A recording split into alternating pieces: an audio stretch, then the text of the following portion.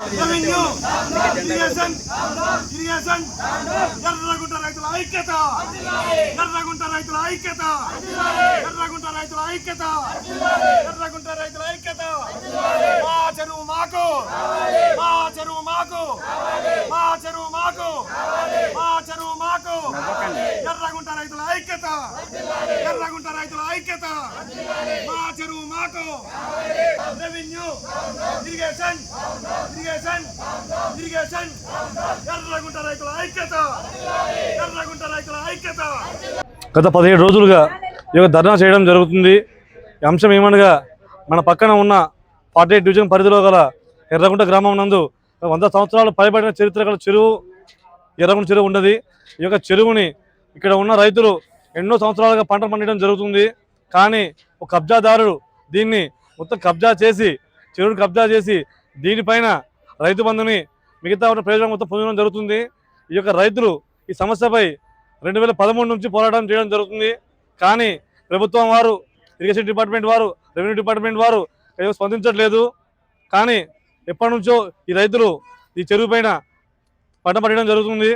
1955 నుంచి 2015 దాకా చెరువు చిక్కం కింద పండు కొట్టడం జరిగింది. ఇవన్నీ ఆధారాలు ఎన్ని చూపించినా సరే గవర్నమెంట్ వారు ఈ గ్రామస్తులకి సపోర్ట్ చేయడం లేదు. కావున ఈ అంశం పైన ఈరోజు రాస్తారోకో చేయడం జరుగుతుంది. కావున ప్రజలందరికీ సపోర్ట్ చేయాలని అందరూ కోరడం జరుగుతుంది. ఈరోజు మేము ఈ ధర్నా చేపట్టడానికి గల ముఖ్య కారణం 2014లో మా చెరువు కబ్జా గురైంది. దీనికి పూర్తి సహకారం అందించింది రెవెన్యూ. మా ఊరికి పూర్తి ద్రోహం చేసింది రెవెన్యూ. ఈ రెవెన్యూ చేసిన ద్రోహానికి మా ఊరు ఇవాళ రోడ్డు పడింది. అయితే ఈ రెవెన్యూ ద్రోహం చేసిందంటే నా దగ్గర సాక్ష్యం ఉంది. 2024లో రెవెన్యూ అండ్ ఇరిగేషను రెండు జాయింట్గా సర్వే చేసినాయి. ఇవాళ ఈ చెరువుని సర్వే చేసి ఇక్కడ చెరువు ఉంది అని నిర్ధారించినాయి. కానీ రెవెన్యూ ఏం చెప్తుంది? ఎర్రగుంటలో చెరువు లేదు, సాగు భూమి ఉందని చెప్తుంది. అయితే ఈ సర్వే చేసిన రిపోర్టు ప్రకారం ఇక్కడ చెరువు ఉందని తెలిసినా రెవెన్యూ వాళ్ళు ఈ రోజు వరకు కూడా ఆ డాక్యుమెంట్లో ఇంతవరకు సవరణ అనేది చేయలేదు, నక్షాలో సవరణ చేయలేదు. కబ్జాదారుడికే కొమ్ము కాస్తూ ఇవాళ మా చెరువునే కట్టబెట్టే పరిస్థితి ఏర్పడింది. కాబట్టి ఇక ఏమి దిక్కుతోచని పరిస్థితిలో మేము గత 17 రోజులుగా నిరాహార దీక్షలు చేస్తూనే ఉన్నాం. 17 రోజులుగా నిరాహార దీక్ష చేస్తున్నా ఇంతవరకు ఒక కలెక్టర్ గారు కానీ, ఒక రెవెన్యూ వాళ్ళు కానీ, ఒక ఇరిగేషన్ వాళ్ళు కానీ ఇంతవరకు మీ బాధ ఏంటి అనేది అడిగిన దాఖలాలు లేవు. అంటే ఈ రెవెన్యూ, ఇరిగేషన్, కలెక్టరేటు మా చెరువుని కబ్జాదారుడు కట్టబెట్టుకుందా. అందుకని ఇవాళ రోడ్డు ఎక్కాము, నిరాహార దీక్ష చేశాము, ధర్నా కూడా చేశాము. ఇవాళ పోలీసు వారి అభ్యర్థన మేర ఇవాళ ఈ ధర్నాను విరమించుకున్నాము. ఇంతటితోటే పోదండి, రేపు రెవెన్యూని ముట్టడిస్తాం. మా చెరువు మాకు అప్పచెప్పకపోతే రెవెన్యూ గుర్తుపెట్టుకోండి తహసీల్దార్ గారు, ఒక లోడు తవుడు దానా అన్నీ రెడీ చేసుకో. ఊర్లో ఉన్న గేదెలన్నీ రెవెన్యూ ఆఫీసుని చుట్టుముడతాయి. మా చెరువు మాకు అప్పచెప్పకపోతే నక్షాని మార్చి, ఇంతకు ముందు మా చెరువు ఎక్కడ ఉందో, నువ్వు ఏ చెరువుకైతే నువ్వు మా దగ్గర పన్ను వసూలు చేసావో, నీటి పన్ను, ఆ చెరువు మాకు అప్పచెప్పాలి. ఖబర్దార్ గుర్తుపెట్టుకోండి, ఊరు గేదెలు మొత్తం నీ రెవెన్యూ ఆఫీసుని చుట్టుముడతాయి. ఎన్ని తౌడు లోన్లు తెప్పిస్తావో, ఎన్ని దానాలు తెప్పిస్తావో, ఎంత గడ్డి తెప్పిస్తావో, గేదెలకు మొత్తం అన్ని నువ్వే చేయాల్సి వస్తుంది. రేపొద్దున గేదెలు మొత్తం ఆఫీసుని చుట్టుముడతాయి. గుర్తుపెట్టుకోండి, మా చెరువును మాకు అప్పచెప్పాలి. ఇది స్టార్టింగే, ప్రారంభం మాత్రమే. రేపు రెవెన్యూ ఆఫీసులో ఉంటుంది ముందు. గుర్తుపెట్టుకోండి, ఇప్పటికైనా కళ్ళు తెరవండి, మొద్దు నిద్ర వీడి మా చెరువును మాకు అప్పచెప్పండి. ఖబర్దార్, కబ్జాదారుడు కూడా చెప్తున్నాం, ఖబర్దార్.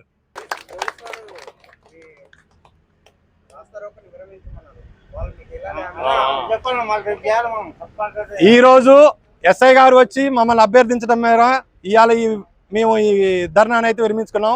ఎందుకని అంటే డిఎస్పీ గారి దగ్గరికి ఈరోజు పిలిపించి, రెవెన్యూ అండ్ ఇరిగేషన్ కూడా పిలిపించి మాతో డిస్కస్ చేసి, ఇది చెరువా కాదా, మీ దగ్గర ఉన్న ఆధారాలు ఏంటి, అతని దగ్గర ఉన్న ఆధారాలు ఏంటి, ఇది నిజంగానే చెరువు ఉందా ఇక్కడ లేదా ఏంటి అనేది మొత్తం విచారణ జరిపి తదుపరి కార్యాచరణ ఏం చేయాలి అనేది చేసి ఊరికి న్యాయం చేస్తామని ఒక చిన్న హామీ ఇవ్వడం వల్ల మేము ఇవాళ ఈ ధర్నా అనేది విరమించుకున్నాం. ఈ రోజు ఇప్పుడు వెళ్తాం, ఒక అర్ధగంటలో రమ్మని చెప్పారు మమ్మల్ని. మా దగ్గర ఉన్న ఆధారాలతో పాటు మేము వెళ్ళి ఆఫీసర్స్ని కూడా పిలుచుకొని అక్కడికి ఇరిగేషన్ అండ్ రెవెన్యూ వాళ్ళని కూడా పిలిచి డిఎస్పీ గారి ముందే డిస్కస్ చేసి దీన్ని ఒక కొలికి తీసుకొచ్చి ఏర్పాటు చేస్తామని మాకు హామీ ఇవ్వడం వల్ల ఈ రోజు అక్కడికి వెళ్తున్నామండి. అందువల్లనే ఈ ధర్నా అనేది నిర్మించుకున్నాం. అంటే ఇప్పుడు అందరు అధికారులు లెక్కనే ఇప్పుడు ఇది కూడా మీకు జరిగింది అనుకోండి, తర్వాత మీరు చేసే కార్యాచరణ రెవెన్యూ ఊళ్ళో ఉన్న ప్రతి ఒక్క గేదె, కనీసం ఒక 100 గేదెలు ఉన్నాయి మా ఊళ్ళో ఇంచుమించుగా. ఈ గేదెలన్నీ కూడా రెవెన్యూ ఆఫీస్ చుట్టే ఉంటాయండి. వాటికి నీళ్లు పెట్టే బాధ్యత, తౌడేసే బాధ్యత, దానా పెట్టే బాధ్యత, గడ్డేసే బాధ్యత అన్ని వాళ్ళే. మా ఎడ్ల బండ్లతో సహా ఎడ్లు ఆవులు అన్ని ఉన్నాయి, అవి కూడా అక్కడికే వస్తాయి. వాటికంతా పోషణ చేయాల్సింది కూడా ఎంఆర్ఓనే. ఎందుకనంటే మాకు ద్రోహం చేసిందే ఎంఆర్ఓ రెవెన్యూ. అంటే ఇప్పుడున్న ఎంఆర్ఓ ద్రోహం చేశాడని కాదు, కానీ ఇప్పుడున్న ఎంఆర్ఓ దాన్ని సవరణ చేయొచ్చు. ఎందుకంటే only not a MRO, is also one of the magistrate. అంటే అతనికి ఆ అధికారం ఉంది, అతని స్థాయిలో అతను చేయొచ్చు. ఏ స్థాయిలో అతను చేయాలో అతను చేయొచ్చు. చేసి మా చెరువును మాకు అప్పచెప్పాల్సిన బాధ్యత ఎంఆర్ఓ అండ్ ఇరిగేషన్. ఇప్పుడు కనుక మాకు న్యాయం జరగకపోతే, ఇప్పుడు డిఎస్పీ గారు పిలుస్తున్నారు, ఇప్పుడు మేము వెళ్తున్నాం. మాకు కనుక న్యాయం జరగకపోతే నెక్స్ట్ ముట్టడి రెవెన్యూ. నేను 16 సంవత్సరాల పిల్లప్పుడు వచ్చిన ఇక్కడికి,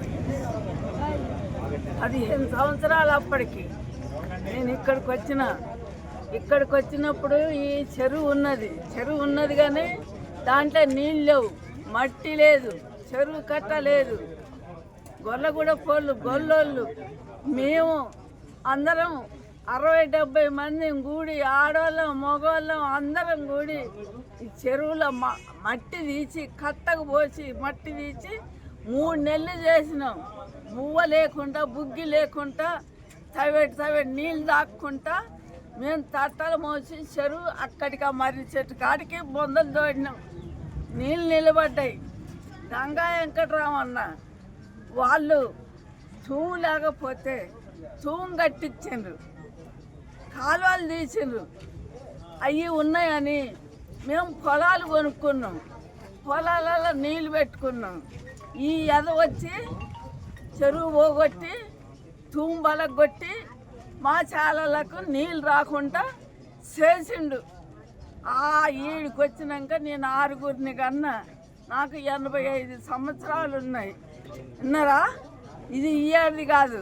అయ్యాల యాదవ లేడు, వాడి ముఖం కాని రాలేదు, ఏ సేటు కూడా కాని రాలేదు. అయ్యాల ఈ గంగులూరు అందరూ ఆంధ్రా నుంచి వచ్చి మా అందరికీ ఇంటి స్థలాలు అమ్మేండు, తీసుకున్నాం, ఇండ్లు కట్టుకున్నాం, ఈడ కాపురాలు చేస్తాను. ఇప్పుడు 2 సంవత్సరాల నుంచి చెరువు బూడబోసి మమ్మల్ని ఏడిపిస్తాడు. లేదు సారు, మాది చెరువుకి ఇల్లు ఎదురుగా ఉన్నది. చెరువుకి ఇల్లు మా ఇల్లు. ఆ దూడలు పోయినా గేదెలు పోయినా ఆయన వచ్చి అరవటం, గేదెలు దోలకపోయినా అనటం, ఎందుకు రానిస్తారంటారు, ఇది నాది అని అనటం. మేము ఎదురుకుంటే పోలీసు ఆయన వస్తే ఆయన్ని మేము ఇల్లే కొడతారని చెప్పటం, ఇవన్నీ అంటాడు సార్. ఆయన కేసులు పెట్టారు. ఆయన కేసులు పెడితే కేసులకు కూడా పోయినాం, వచ్చినాం. 14 మంది మీద ఉన్నది సార్ కేసు. మా ఇంట్లో 3 ఉన్నాం సారు. ఆ 3 మీద కూడా కేసు పెట్టిండు ఆయన. కేసు పెడితే పోతాను వస్తాను. సన్రా వెంకటేశ్వర్లు పెట్టిండు కేసు. ఆ చెరువు నాది, చెరువులోకి రావద్దు మీరు, గొడ్లైనా మనుషులైనా ఎవరైనా రావద్దు, ఎందుకు వస్తాండ్రు అని చెప్పి పెట్టిండు. ఎప్పటి నుంచో ఉంది సార్. మేము అసలు పుట్టలే ఆ చెరువు ఉన్నప్పుడు. వచ్చా 10 సంవత్సరాలు అవుతుందాం సార్. ఆయనది కాదు సార్, మాది. పట్టా చేసుకొని నాది అని అంటాడు వాడు. వాళ్ళది ఎందుకైతే సార్, అది మా చెరువు, అది మా చిన్నతనాన్ని ఉన్న చెరువు. అది అట్లా చేసి అందరి మీద కేసులు పెట్టి అట్లా చేస్తాడు. ఏదన్నంటే రావద్దని రాళ్ళు తీసుకొని ఇసిరేయటం. ఏంటిది మరి? మనుషులు వస్తే మనుషుల్ని ఫోటోలు తీయటం, గేదెల్ని ఫోటోలు తీయటం, దూడల్ని ఫోటోలు తీయటం.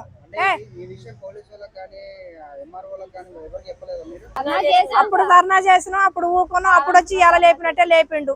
అయ్యాల కూడా అట్నే ఊకున్నాం. ఇప్పటికి 5-6 సార్లు ఇది ఘాటం.